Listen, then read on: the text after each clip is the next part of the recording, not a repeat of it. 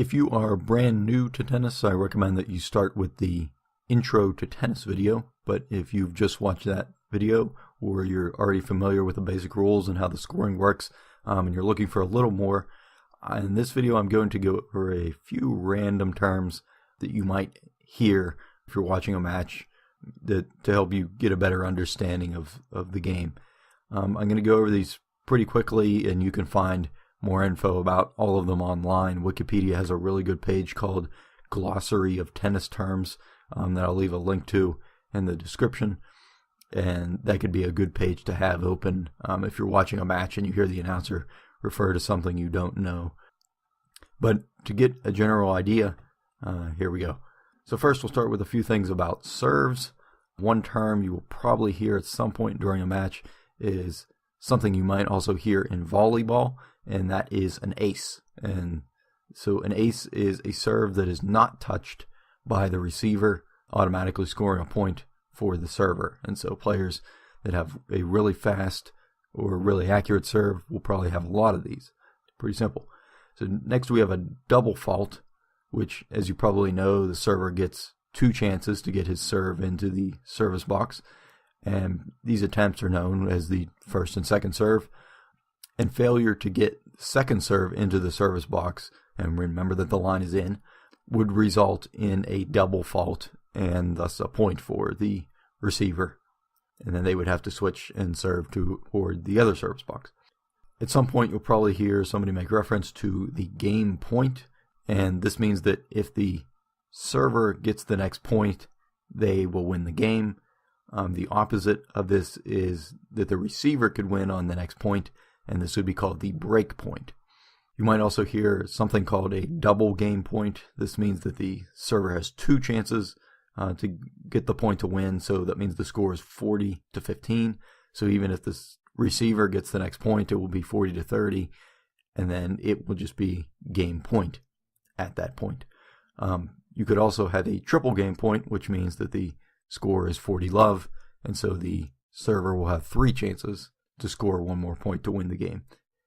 And similar to game point and break points is the set point, which means that one of the players is 1 point away from winning the set. You may also hear someone say that the server is serving for the set, which means the same thing. Because you have to win by 2 points, obviously it can only be the set point for one player or the other.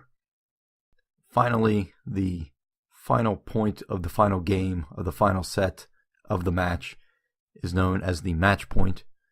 Try saying that 5 times fast. And again, you could have triple or a double match point. So next we have a couple different kind of shots, and you'll quickly catch on to just how much strategy can come down to where a player is trying to hit the ball. Maybe they're trying to take advantage of their opponent's weakness, and if the opponent perhaps doesn't move very well, they could perhaps employ what is called a drop shot. And this means that the player just barely taps the ball over the net, and that would force their opponent to run forward. That can be very effective in a match. As I said, if your opponent doesn't move well or they've been running a lot, it doesn't have to be, but drop shots often come without letting the ball bounce first. So this will make a shot tougher to control, but it also means that it'll be heading back toward their opponent much quicker. So anytime a player hits the ball before it bounces is called a volley. And if you have a volley that also happens to be a drop shot, this would be called a drop volley. One thing you might see referenced during a match is the number of errors each player has, and an error is a shot that either lands out of bounds or hits the net, thus losing a point for that player. And this is broken down into forced and unforced errors, which are a bit subjective, but a forced error is an error that was a difficult shot, say a well-placed drop shot, possibly, on their side, and they're unable to hit it back over or hit it in bounds, whereas an unforced error is a shot that the player probably should have been able to return. One thing you will only see on TV, and you probably won't have to worry about if you're playing tennis at the local park, is challenging calls.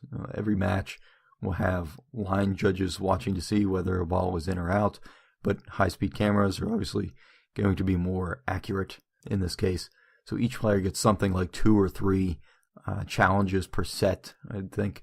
I'm not certain on the exact number, and it can change depending on if they get the challenges right or wrong from tournament to tournament. Years ago, players would just yell at the judges, and that could cause long delays. But luckily now the computers are accurate down to something like 3 millimeters. So that's pretty cool to see, and of course it's pretty tough to stay upset at a computer. So our final term is the Grand Slam, which refers to the 4 biggest tournaments of the year, the 4 majors. And these are the Australian Open, the French Open, Wimbledon, and the US Open. And both men and women are competing in these tournaments. And they are the biggest because they have the most prize money. They have the largest number of competitors in them. And they will get a lot of media coverage. All 4 of them have been happening for a very long time. And the Australian Open is the youngest of the 4, and it started in 1905. Wimbledon is the oldest. It started in 1877. So this has been happening for a long time. And the unique thing about the majors is that overall they provide a good balance on the different types of court surfaces. So both the Australian and the US Open are played on hard courts. The French Open is played on clay, and Wimbledon is played on grass. So each one kind of provides their neat individual quirks. So hopefully that will fill in a few more gaps in your tennis knowledge. And again, if you're brand new to tennis, I have an intro video on how to play, how points are kept track of, things like that. And also be sure to check out that Wikipedia page or leave a comment if you have any other questions. Thanks.